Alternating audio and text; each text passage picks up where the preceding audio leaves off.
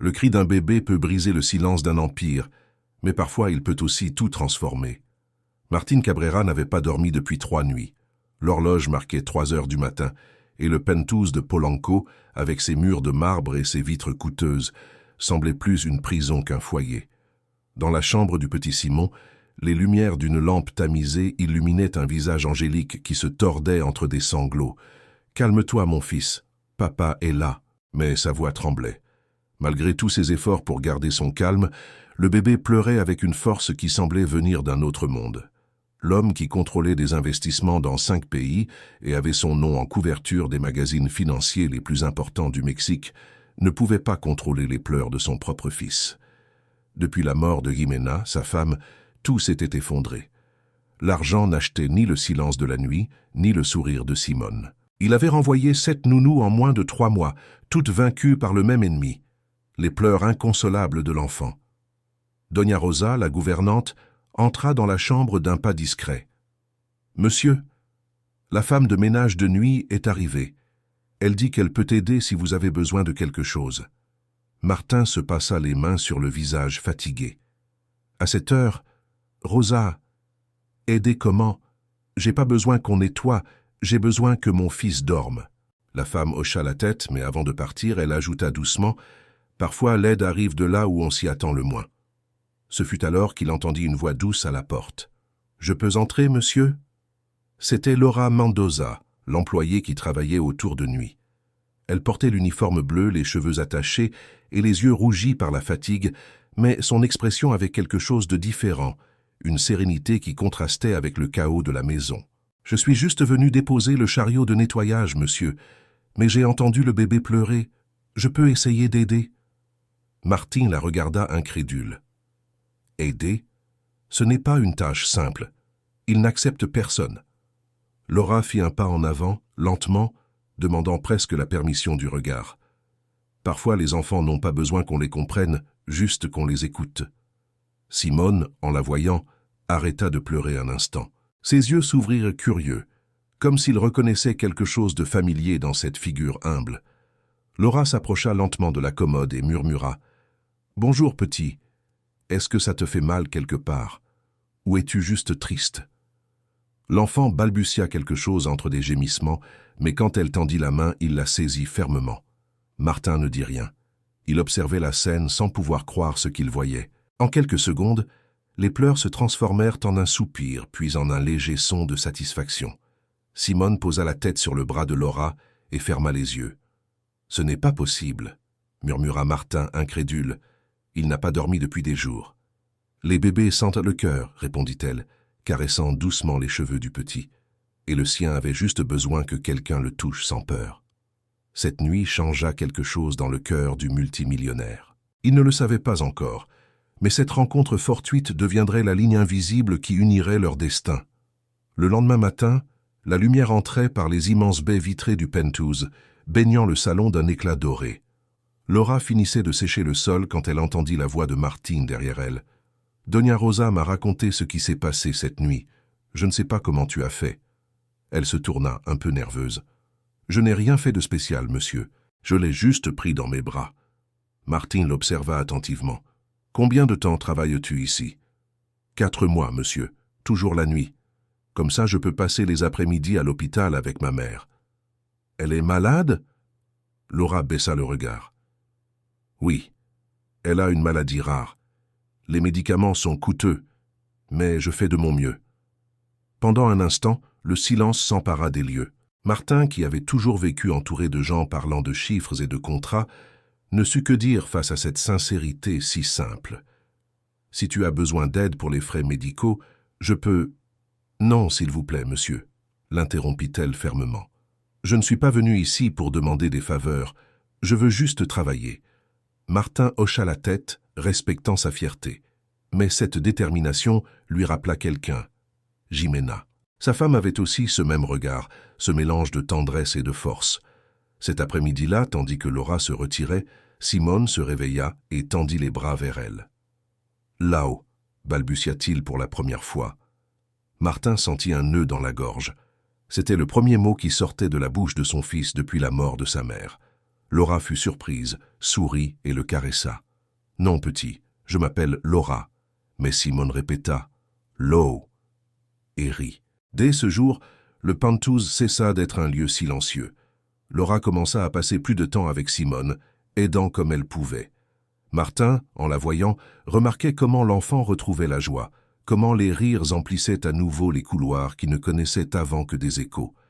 Un après-midi, tandis que Laura donnait à manger à Simone dans le jardin de l'immeuble, Martin les observait depuis la fenêtre.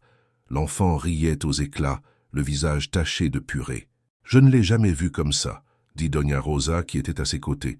« Pas même quand Madame Jimena était encore en vie. » Martin soupira. Peut-être parce qu'elle aussi est partie trop tôt. 2 semaines plus tard, une nouvelle tempête menaça de briser la fragile paix qu'ils avaient reconstruite. Le conseil d'administration de l'entreprise convoqua une réunion d'urgence. Les associés étaient inquiets. Les rumeurs disaient que Martin se distrayait des affaires, passant trop de temps à sa vie personnelle. « Tu dois redevenir l'homme que tu étais avant, Cabrera », lui dit Héctor Ledesma, son associé et ami de toujours. « Le marché n'attend pas. » Martin l'écoutait en silence. Avant, il aurait réagi avec arrogance ou froideur, mais maintenant il ne pensait qu'à rentrer chez lui, à entendre le rire de son fils. « L'homme que j'étais avant », murmura-t-il pour lui-même en sortant du bureau. Cet homme était mort. Quand il arriva au Pentouse, il trouva Laura sur la terrasse, chantant une berceuse à Simone. La mélodie était simple, mais avait quelque chose de magique. L'enfant dormait déjà profondément. « Ma mère me chantait ça quand j'étais petite », dit-elle en remarquant sa présence. Elle disait que l'amour véritable trouve toujours sa voix. « Ma femme aussi chantait », répondit Martin à voix basse. « Mais sa voix s'est éteinte trop tôt. »« Peut-être qu'elle ne s'est pas éteinte, » dit Laura en souriant. « Peut-être qu'elle attend juste d'être entendue à nouveau. » Martin la regarda avec une gratitude silencieuse. C'était étrange comment cette femme, venant d'un monde complètement différent, parvenait à dire exactement les mots dont il avait besoin.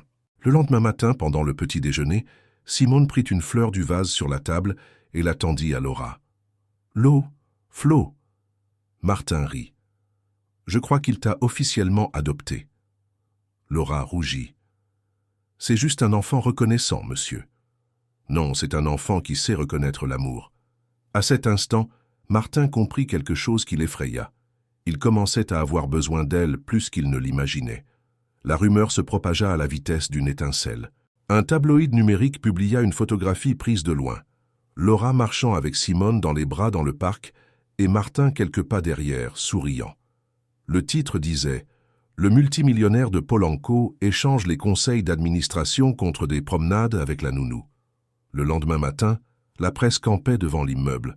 Doña Rosa ferma les rideaux, agacée. « Ils n'ont aucune honte, monsieur. Ils cherchent juste à vendre des histoires. » Martin parcourut les titres en silence. « Le veuf le plus convoité du Mexique et l'employé du cœur. » Un autre disait « La femme qui a conquis l'héritier. » Laura était dans la cuisine en train de préparer le petit déjeuner quand il entra avec le visage tendu. « Tu as vu les nouvelles ?» demanda-t-il sans la regarder. « Oui, monsieur. Doña Rosa me les a montrées. Ils vont dire beaucoup de bêtises. Ne t'inquiète pas. »« Je ne m'inquiète pas pour moi, monsieur, » répondit-elle d'une voix basse. « Je m'inquiète pour Simone. Je ne veux pas qu'on lui fasse du mal à cause de moi. » Martine posa le téléphone sur la table. « Rien de tout ça n'est ta faute, mais je dois arranger ça avant que ça n'affecte l'entreprise. Si vous avez besoin que je parte, je comprendrai. » Martine la regarda, blessée. « Pourquoi crois-tu toujours que tu dois partir quand quelque chose va mal ? Parce que les riches choisissent toujours ce qu'ils peuvent perdre, et des personnes comme moi sont toujours les premières à disparaître. » Les mots de Laura le traversèrent comme un couteau. Elle ramassa la tasse et partit avant qu'il puisse répondre. Ce même après-midi, Martin fut convoqué par le conseil d'administration. Dans la salle de réunion, les directeurs le regardaient avec des visages froids. « Martin, ça dérape. La réputation de l'entreprise est en jeu, » dit Héctor, lui montrant les rapports. « Depuis quand ma vie privée est une affaire d'entreprise ? Depuis que tes décisions affectent la valeur des actions. Tu ne peux pas permettre qu'une femme de ménage devienne le centre des titres. » Martin serra les poings. « Cette femme a sauvé la vie de mon fils. Sans elle, Simone serait détruit. Et maintenant, tu pourrais le perdre complètement. Ton beau-frère Sergio a déposé une plainte au tribunal de famille. Il dit que tu es émotionnellement instable et que tu mets l'enfant en danger. » Le silence emplit la salle. Martin sentit que le monde s'effondrait. « Quoi ? » ?»« Oui. Il a des déclarations d'anciennes nounous, des photos, des articles. Il demande la garde temporaire. » Martin se leva sans dire un mot. Hector tenta de le retenir. « Martin, réfléchis bien. Peut-être que renvoyer cette femme est la seule façon de te sauver. » Mais il répondit seulement « Si je perds Laura, je perds quelque chose de bien plus grand que ma réputation. » À la maison, Laura lisait un conte à Simone. L'enfant, assoupi, jouait avec un petit train en bois. Quand Martin entra, elle remarqua son visage pâle. « Qu'est-ce qui s'est passé, monsieur ?» Martin respira profondément. « Mon beau-frère veut me retirer la garde de Simone. » Laura resta figée. « Quoi ? Mais c'est absurde. Il dit que ma relation avec toi me fait passer pour irresponsable. » Elle baissa les yeux. « Alors je dois partir. »« Non, je ne le permettrai pas. »« Si, monsieur, si je reste ici avec vous, vous perdrez votre fils. Et je ne veux pas être la raison de ça. » Simone releva la tête, percevant la tension. « L'eau triste, » murmura-t-il. Laura l'étreignit fortement. « Non, mon amour, l'eau n'est pas triste. » Mais ses yeux la trahissaient. Martin regarda cette scène avec impuissance. Il savait que Laura avait raison. Si la presse continuait à attaquer, si le juge croyait aux mensonges de Sergio, il pourrait perdre le seul être qui lui restait. Cette nuit-là, quand Simone s'endormit, Laura laissa un mot sur la table. « Merci de m'avoir laissé faire partie de votre famille, même si ce n'était que pour peu de temps. Je promets de prier tous les jours pour Simone. » Quand Martin se réveilla, il était trop tard. Laura était partie. 3 jours plus tard, l'audience commença. Sergio, impeccable dans son costume gris, parla d'une voix répétée. « Votre honneur, mon seul objectif est de protéger mon neveu. Monsieur Cabrera a démontré une conduite erratique. Permettre à une employée sans formation de s'occuper de l'enfant est une négligence. » Le juge hocha la tête, prenant des notes. Quand vint le tour de Martin, sa voix sonnait rauque. « Mon fils n'avait pas besoin de diplôme. Il avait besoin d'amour. Et cette femme lui en a donné. Depuis qu'elle est arrivée, Simone a recommencé à sourire. « C'est ça, la négligence ?» Sergio l'interrompit. « Et les photos, les apparitions dans la presse, la confusion publique ?» Martin frappa la table. « Assez. Je ne permettrai pas que tu utilises la douleur de mon fils pour assouvir ton ambition. » Le juge demanda le silence. Puis, l'avocat de Martin se leva. « Excellence, nous avons un témoin. » Entrèrent l'infirmière Berta Núñez de l'hôpital où était internée la mère de Laura. « Connaissez-vous Monsieur Galvan ?»« Oui, il m'a offert de l'argent pour mentir sur Laura Mendoza pour dire qu'elle avait abandonné sa mère malade. » Le juge l'observa sévèrement. Sergio perdit toutes ses couleurs. « Je rejette la requête de Monsieur Galvan, et j'ordonne qu'on enquête sur sa conduite, » dicta le juge en frappant du marteau. Martin sentit l'air revenir dans ses poumons. Il ne perdit pas de temps. Il sortit du tribunal, prit sa voiture et conduisit directement à l'hôpital Angeles. Quand il arriva à la chambre 214, il la trouva. Laura était assise au bord du lit d'Elisa, tenant sa main. Ses yeux s'ouvrirent de surprise en le voyant. « Monsieur Martin, on a gagné, » dit-il sans respirer.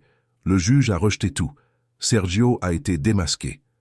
Laura ne sut que dire. Il s'approcha. « Je suis venu te demander de rentrer à la maison. »« Monsieur, je ne peux pas. S'il te plaît, laisse-moi parler. J'ai été un lâche. J'avais peur de perdre mon fils, et à la fin j'ai failli tout perdre, lui et toi. » Les larmes emplirent les yeux de Laura. « Je voulais juste aider. Tu l'as fait, tu as sauvé Simon, et moi. Tu m'as appris ce qu'est aimer sans condition. » Elisa, qui était restée silencieuse, ouvrit les yeux et sourit faiblement. « Fille, c'est lui. Maman, repose-toi, s'il te plaît. Je peux voir comment il te regarde, Laura. Il ne détourne pas les yeux de toi. Ne refuse pas l'amour quand il frappe à la porte. » Martin s'agenouilla au bord du lit, tenant la main de Laura. « Je veux que tu vives avec moi, toi et ta mère. Je veux qu'on soit une famille. » Laura trembla. « Je ne suis pas de ton monde. Mon monde était vide jusqu'à ce que tu arrives. Maintenant, je veux un monde où tu es. » À cet instant, la porte s'ouvrit. « Là !» cria une petite voix. Simone entra en courant avec son ours en peluche à la main. Doña Rosa le suivait essoufflée. L'enfant se jeta dans les bras de Laura, riant et pleurant en même temps. « L'eau, reviens. Simone aime l'eau. » Elle l'étreignit, incapable de retenir ses larmes. « Moi aussi je t'aime, mon ange. » Martin les regardait, ému. « Alors, tu vas rester ?» Laura le regarda, le cœur encore battant. « Si tu le veux vraiment. »« Je ne veux pas seulement, » répondit-il. « J'en ai besoin. » 2 mois plus tard, le Penthouse n'était plus un mausolée silencieux. C'était un foyer. Elisa, rétablie, vivait avec eux et lui lisait des contes à Simone chaque après-midi. Martin avait réduit son rythme de travail. Il ne parlait plus autant de fusion ou d'action, mais de goûter, de promenade et de rire. Cette nuit-là, la terrasse était illuminée de guirnaldes lumineuses. Laura, vêtue d'une simple robe blanche, observait les étoiles aux côtés de Martin. « Tu te souviens de la première nuit où je suis venu ici ?»« Oui, tu as dit que les enfants n'ont pas besoin qu'on les comprenne, juste qu'on les écoute. »« Et tu as appris vite, » plaisanta-t-elle. « J'avais une bonne maîtresse. » Simone apparut en courant, un dessin à la main. « Regarde, papa. Regarde là-haut. » Sur le papier, il y avait 3 figures. Un homme, une femme et un enfant se tenant la main. Au-dessus, avec des lettres tordues, c'était écrit « Ma famille ». Martin le souleva et l'embrassa sur le front. « C'est le meilleur tableau du monde. » Laura sourit. « Et le plus précieux. » L'enfant se blottit entre eux et, à moitié endormi, murmura « L'eau, maman ». Martin la regarda. « Tu as entendu ?» Elle hocha la tête, les larmes aux yeux. « Oui. » « Alors ce sera officiel. » Martin sortit une petite boîte de sa poche. À l'intérieur, une bague simple avec une pierre bleue. « Laura Mendoza, veux-tu m'épouser ?» Elle porta les mains à son visage. « Ici maintenant ?»« Oui, c'est ici que tout a commencé. » « Et si le monde recommence à parler de nous ?» Qu'il parle, qu'il dise ce qu'il veut. La seule chose qui m'importe, c'est ça. Simone se réveilla juste à temps pour les voir s'étreindre. « L'eau maison, papa ?» demanda-t-il avec un sourire ensommeillé. « Oui, mon amour, » répondit Laura, riant entre les larmes. « L'eau maison, papa. » Elisa les observait depuis la fenêtre, avec une expression sereine. Elle avait vu beaucoup de choses dans sa vie, mais rien d'aussi pur que cet amour né de la douleur et de l'espoir. Et tandis que les lumières de la ville scintillaient au loin, Martin sut que, pour la première fois depuis longtemps, son empire n'était plus fait d'acier et d'argent, mais de quelque chose d'infiniment plus fort, l'amour.